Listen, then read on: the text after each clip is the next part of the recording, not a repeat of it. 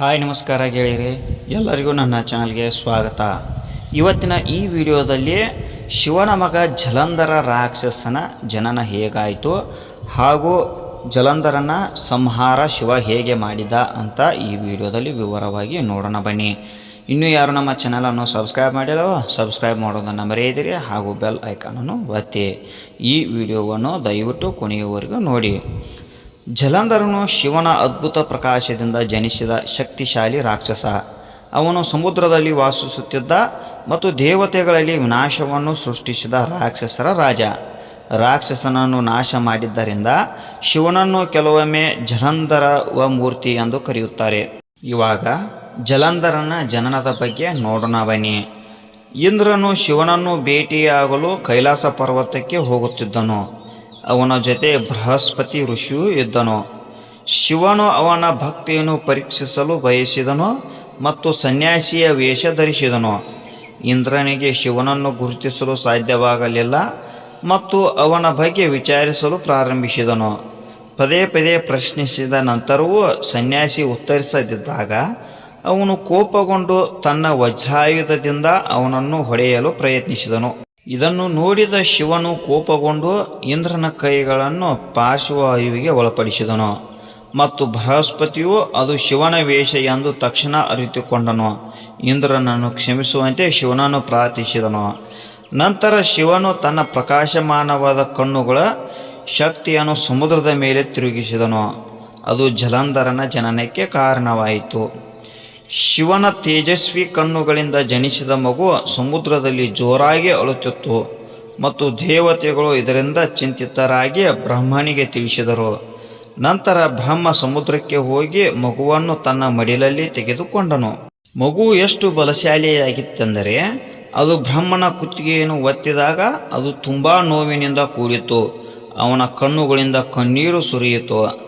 ಆದ್ದರಿಂದ ಅವನಿಗೆ ಜಲಂಧರ ಎಂದು ಹೆಸರಿಸಲಾಯಿತು. ಆಗ ಬ್ರಹ್ಮ ಸಮುದ್ರಕ್ಕೆ ಆ ಮಗು ರಾಕ್ಷಸರ ರಾಜನಾಗುತ್ತಾನೆ ಮತ್ತು ಶಿವನನ್ನು ಹೊರತುಪಡಿಸಿ ಬೇರೆ ಯಾರೂ ಅವನನ್ನು ಸೋಲಿಸಲು ಸಾಧ್ಯವಿಲ್ಲ ಎಂದು ಹೇಳಿದನು. ನಂತರ ಜಲಂಧರನು ಕಾಲನೇಮಿಯ ಮಗಳಾದ ವೃಂದಾಳನ್ನು ವಿವಾಹವಾದನು ಮತ್ತು ರಾಕ್ಷಸರ ರಾಜನಾದನು. ಒಮ್ಮೆ ಅವನು ಭೃಗು ಋಷಿಯನ್ನು ಭೇಟಿಯಾಗಿ ರಾಕ್ಷಸರ ಬಗ್ಗೆ ತಿಳಿದುಕೊಳ್ಳಲು ಬಯಸಿದನು. ಭೃಗುವು ಹಿರಣ್ಯಕಶಿಪುವಿನ ಬಗ್ಗೆ, ಸಮುದ್ರ ಮಂಥನ ಹೇಗೆ ನಡೆಯಿತು ಮತ್ತು ರಾಕ್ಷಸರಿಗೆ ಸ್ವರ್ಗೀಯ ಅಮೃತವನ್ನು ಹೇಗೆ ನೀಡಲಿಲ್ಲ ಎಂಬುದರ ಬಗ್ಗೆ ಎಲ್ಲವನ್ನು ಹೇಳಿದನು. ಈ ಕಥೆಯನ್ನು ಕೇಳಿದ ಜಲಂಧರನು ತುಂಬ ಕೋಪಗೊಂಡು ತನ್ನ ದೂತರಲ್ಲಿ ಒಬ್ಬನಾದ ಗಸ್ಮರನನ್ನು ಇಂದ್ರನ ಬಳಿಗೆ ಕಳುಹಿಸಿ ಸಮುದ್ರ ಮಂಥನದ ಸಮಯದಲ್ಲಿ ಸಮುದ್ರದಿಂದ ತೆಗೆದುಕೊಂಡ ಎಲ್ಲ ಸಂಪತ್ತನ್ನು ಹಿಂತಿರುಗಿಸುವಂತೆ ಕೇಳಿದನು. ಆದರೆ ಇಂದ್ರನು ಸಕಾರಾತ್ಮಕವಾಗಿ ಉತ್ತರಿಸಲಿಲ್ಲ ಮತ್ತು ಜಲಂಧರನು ಇದರಿಂದ ಕೋಪಗೊಂಡನು. ಜಲಂಧರನು ದೇವತೆಗಳ ಮೇಲೆ ದಾಳಿ ಮಾಡಿದನು. ಶುಕ್ರಾಚಾರ್ಯರು ರಾಕ್ಷಸರ ಪಕ್ಷವನ್ನು ತೆಗೆದುಕೊಂಡನು ಮತ್ತು ಬೃಹಸ್ಪತಿ ದೇವತೆಗಳ ಪಕ್ಷವನ್ನು ತೆಗೆದುಕೊಂಡನು. ಈ ಇಬ್ಬರು ಋಷಿಗಳು ಸತ್ತವರನ್ನು ಬದುಕಿಸುವಲ್ಲಿ ಪರಿಣಿತರಾಗಿದ್ದರು ಮತ್ತು ಆದ್ದರಿಂದ ಯುದ್ಧವು ತುಂಬ ಭೀಕರವಾಯಿತು. ನಂತರ ಶುಕ್ರಾಚಾರ್ಯರು ಜಲಂಧರನಿಗೆ ದ್ರೋಣಗಿರಿ ಪರ್ವತವನ್ನು ಸಮುದ್ರದಲ್ಲಿ ಮುಳುಗಿಸುವಂತೆ ಸೂಚಿಸಿದರು, ಏಕೆಂದರೆ ಬೃಹಸ್ಪತಿಯು ಸತ್ತವರನ್ನು ಬದುಕಿಸಲು ಎಲ್ಲ ಔಷಧಿ ಗಿಡಮೂಲಿಕೆಗಳನ್ನು ಅಲ್ಲಿಯೇ ಪಡೆದರು. ಆಗ ಬೃಹಸ್ಪತಿಯು ದೇವತೆಗಳಿಗೆ ಸಹಾಯ ಮಾಡಲು ಸಾಧ್ಯವಾಗಲಿಲ್ಲ ಮತ್ತು ಅವರು ಸೋತರು. ಜಲಂಧರನು ಸ್ವರ್ಗವನ್ನು ವಶಪಡಿಸಿಕೊಂಡಿದ್ದನು. ಸೋತ ನಂತರ ದೇವತೆಗಳ ಸಹಾಯಕ್ಕಾಗಿ ವಿಷ್ಣುವಿನ ಬಳಿ ಹೋದರು. ಅದಕ್ಕೆ ಅವರು ಒಪ್ಪಿದರು. ಆದರೆ ಲಕ್ಷ್ಮೀದೇವಿಯು ಜಲಂಧರನನ್ನು ಸಮುದ್ರದಿಂದ ಬಂದವನೆಂದು ಪರಿಗಣಿಸಿ ಅವನನ್ನು ಕೊಲ್ಲಬಾರದೆಂದು ಕೇಳಿಕೊಂಡಳು. ಜಲಂಧರನ ವಿರುದ್ಧ ಹೋರಾಡಲು ವಿಷ್ಣು ಒಪ್ಪಿಕೊಂಡನು, ಆದರೆ ಅವನನ್ನು ಕೊಲ್ಲುವುದಿಲ್ಲ ಎಂದು ಭರವಸೆ ನೀಡಿದನು. ಭೀಕರ ಯುದ್ಧದ ನಂತರ ವಿಷ್ಣು ಜಲಂಧರನ ಶಕ್ತಿಯಿಂದ ಸಂತುಷ್ಟನಾಗಿ ಅವನನ್ನು ಆಶೀರ್ವಾದಿಸಿದನು.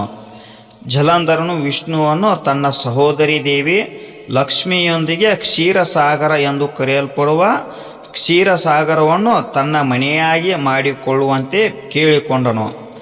ಇದಕ್ಕೆ ಒಪ್ಪಿದ ವಿಷ್ಣು ನಂತರ ಲಕ್ಷ್ಮಿಯೊಂದಿಗೆ ಕ್ಷೀರ ಸಮುದ್ರದಲ್ಲಿ ವಾಸಿಸಿದನು. ದೇವತೆಗಳು ನಾರದನನ್ನು ಭೇಟಿಯಾಗಲು ಸಹಾಯ ಕೋರಿದರು. ಅವನು ಜಲಂಧರನನ್ನು ಭೇಟಿಯಾಗಲು ಹೋಗಿ ಪಾರ್ವತಿಯನ್ನು ತನ್ನ ಸಂಗಾತಿಯನ್ನಾಗಿ ಮಾಡಿಕೊಳ್ಳುವಂತೆ ಪ್ರಚೋದಿಸಿದನು.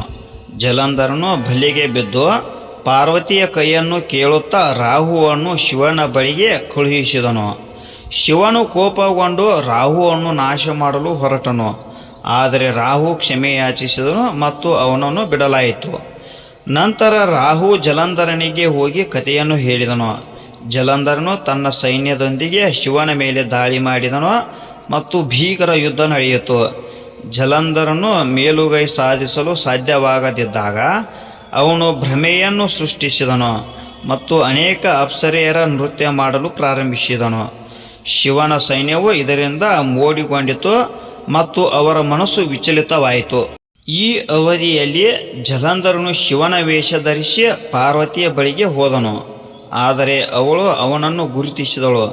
ಪಾರ್ವತಿ ವಿಷ್ಣುವಿನ ಸಹಾಯವನ್ನು ಕೇಳಿದಳು ಮತ್ತು ವಿಷ್ಣು ಜಲಂಧರನ ಹೆಂಡತಿಯೊಂದಿಗೆ ಅದೇ ತಂತ್ರವನ್ನು ಮಾಡಿದನು. ಆದರೆ ಜಲಂಧರನ ಹೆಂಡತಿಗೆ ವಿಷ್ಣುವನ್ನು ಗುರುತಿಸಲು ಸಾಧ್ಯವಾಗಲಿಲ್ಲ ಮತ್ತು ಅವಳು ಅವನೊಂದಿಗೆ ಇದ್ದಳು.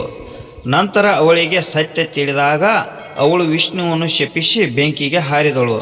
ಅಷ್ಟರಲ್ಲಿ ಶಿವ ಮತ್ತು ಅವನ ಸೈನ್ಯವು ಭ್ರಮೆಯಿಂದ ಹೊರಬಂದು ಜಲಂಧರನನ್ನು ಸೋಲಿಸಿತು. ಜಲಂಧರನು ಶಿವನೊಂದಿಗೆ ವಿಲೀನನಾದನು. ಜಲಂಧರನ ಪತ್ನಿಯ ಮರಣದ ನಂತರ ವಿಷ್ಣುವಿನ ದುಸ್ಥಿತಿಯ ಬಗ್ಗೆ ಶಿವನಿಗೆ ತಿಳಿದು ಬಂತು. ಪಾರ್ವತಿ ಅವರ ಸಹಾಯಕ್ಕೆ ಬಂದಳು ಮತ್ತು ಲಕ್ಷ್ಮಿ ಮತ್ತು ಸರಸ್ವತಿಯ ಸಹಾಯದಿಂದ ಅವಳು ಕೆಲವು ಬೀಜಗಳನ್ನು ದೇವತೆಗಳಿಗೆ ನೀಡಿದಳು.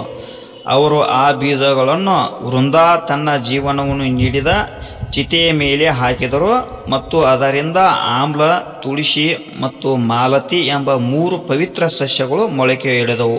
ನಿಮಗೆ ಈ ವಿಡಿಯೋ ಇಷ್ಟವಾಗಿದ್ದರೆ ಲೈಕ್ ಮಾಡಿ ಹಾಗೂ ಇತರರಿಗೂ ಶೇರ್ ಮಾಡಿ. ಇನ್ನೂ ಇಂತಹ ಉಪಯುಕ್ತ ವಿಡಿಯೋಗಳಿಗಾಗಿ ನಮ್ಮ ಚಾನಲನ್ನು ಸಬ್ಸ್ಕ್ರೈಬ್ ಮಾಡಿ ಹಾಗೂ ಬೆಲ್ ಐಕಾನನ್ನು ಒತ್ತಿ. ಧನ್ಯವಾದಗಳು.